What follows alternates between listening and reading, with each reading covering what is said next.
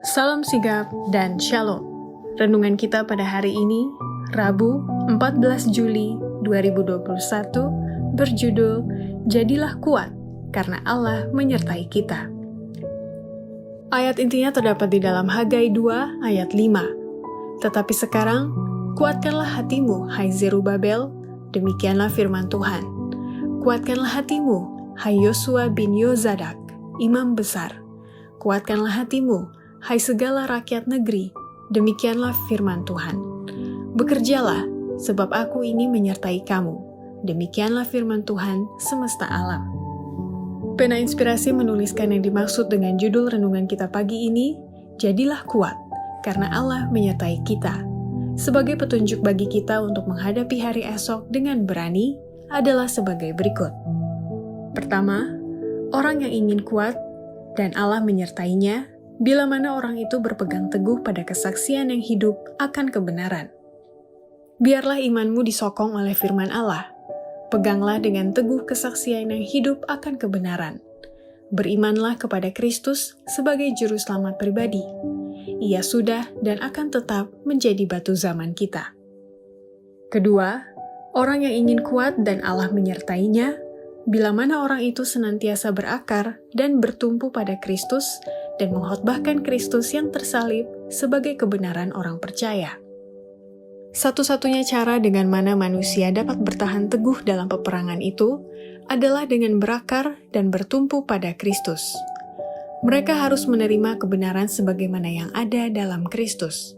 Dan hanya jika kebenaran itu disampaikan, maka hal itu dapat memenuhi kebutuhan jiwa.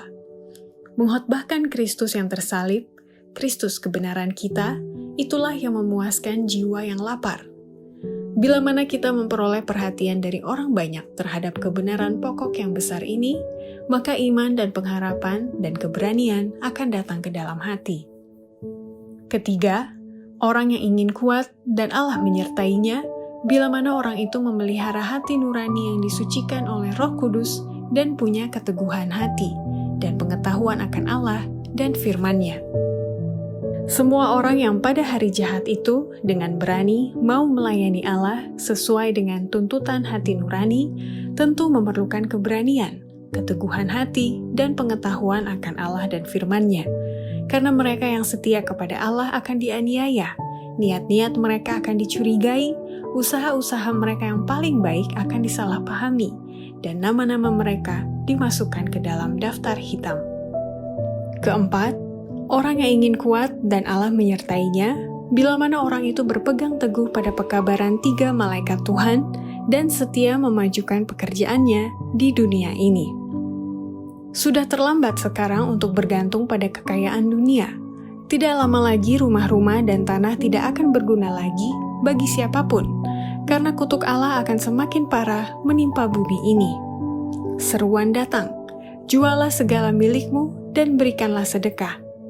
Pekabaran ini harus dipegang teguh dan mendesak hati orang banyak agar harta benda Allah sendiri bisa dikembalikan kepadanya melalui persembahan-persembahan untuk memajukan pekerjaannya di dunia ini.